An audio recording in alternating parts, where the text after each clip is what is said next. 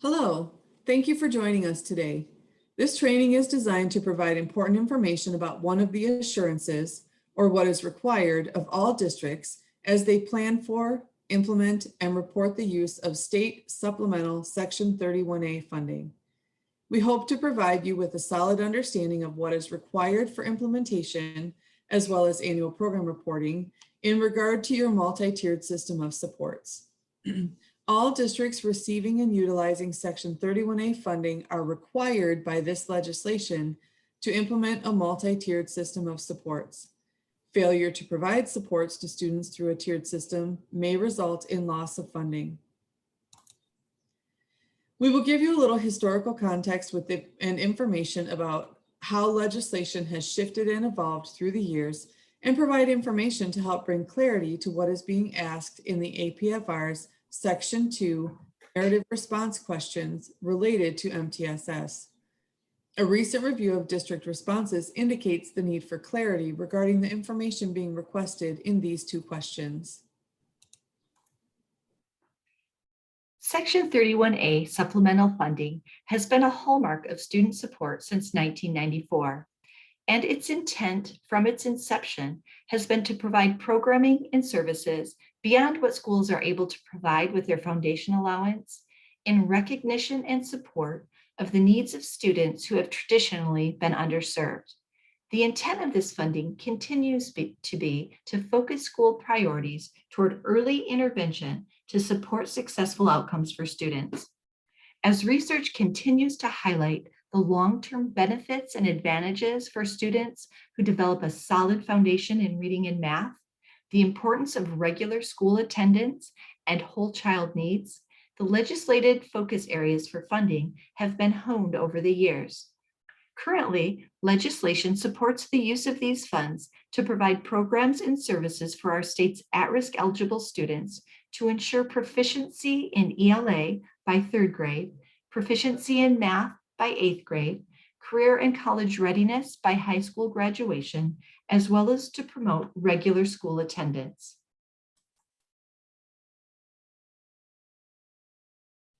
With a close focus on and alignment to the most promising research leading wholesale school improvement, legislation first included the requirement for districts receiving funding to implement a multi-tiered system of supports beginning in the 2015-16 school year. Through the years, MDE has worked with educators, leaders, and researchers to provide resources to support the development of expertise in delivering high-quality, multi-tiered instruction and interventions to match students' needs. Beyond each district's foundation allowance, Michigan legislature earmarked over $500 million in 2020 to help ensure students in our state have the supports they need to be successful. As part of this legislation, MTSS is a required component for Michigan schools in designing, implementing, and evaluating their work in meeting the needs of each student. As part of Section 31A annual reporting, districts are required to provide assurances aligned to these MTSS requirements. As such, as part of Section 31A annual reporting, districts are required to provide responses on the annual program and fiscal report, the APFR, to describe their ongoing efforts in designing and implementing improvements to continually increase efficiencies and fidelity in their use of a tiered system of supports. Specifically, the two questions related to this on the APFR are: question 1, describe who currently provides or has previously provided the LEA with professional learning and or technical assistance to support K-12 MTSS implementation. And question 2, indicate the fidelity measure or tool utilized by the LEA to measure implementation effectiveness of K-12 MTSS as intended. Please remember that these two questions require a response and may not be left blank. An answer must be provided in order to move forward from this section. What we have discovered in looking at these responses is there is a wide continuum of understanding regarding the MTSS assurances, as well as what tools are available and appropriate to best measure fidelity toward this assurance. We'll take a deeper look at each question individually.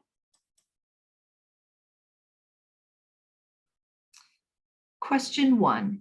Explain where the LEA is receiving professional learning and technical assistance to support the implementation of MTSS. Question 1 is asking for specific information about who is providing the LEA with professional learning and technical assistance directly related to their multi-tiered system.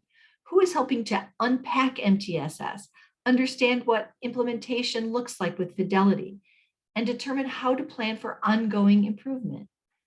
Sources of support may include the ISD or RISA, a vendor, or My MTSS, formerly known as My Blissy, just to name a few.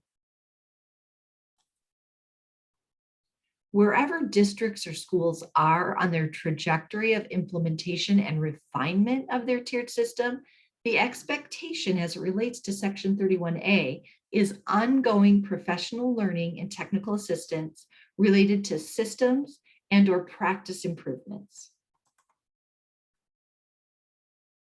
There are a variety of resources districts might use for their professional learning and technical support. One robust and comprehensive resource is the My MTSS Technical Assistance Center. The center works on behalf of the Michigan Department of Education to provide a continuum of technical assistance. They work with LEAs to improve outcomes for all learners by assisting teams in developing infrastructures that support high quality and sustained implementation of effective, data-driven practices within their framework. The My MTSS Technical Assistance Center receives funding from MDE and is aligned with the priorities and practices of the department. They are tasked with vetting and promoting best practices for improving behavior and reading in schools. The TA Center staff includes implementation specialists, regional consultants, assigned to regions throughout the state. More on the resources provided by the Technical Assistance Center later in the presentation. So let's take a look at question 1. When answering this, a list of providers is sufficient and preferred. Please note that answers such as not applicable are red flags since the implementation of MTSS is required to be eligible for Section 31A funds. We understand that all LEAs are on a continuum in terms of implementation of MTSS. With that said, answers such as not applicable could be interpreted as an LEA no longer being eligible to receive Section 31A funds. Let's take a look at examples of what would represent appropriate responses for question 1. The first example shows a list of personnel who provided the professional learning, followed by a list of topics covered. Keep the response simple by providing a list. Similarly, the next example indicates the name of the ISD, the professional learning provided, aligned with their needs, and implementation of their tiered system of support. The final example demonstrates how a district may respond to indicate their plan moving forward if professional learning or technical assistance had not yet been in place.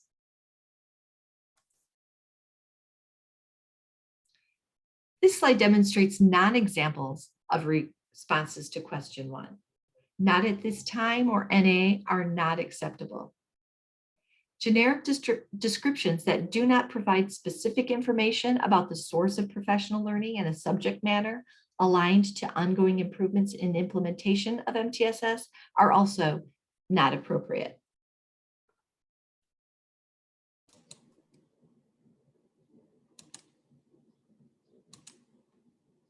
Question 2, what tools is the LEA using to measure the implementation level of MTSS?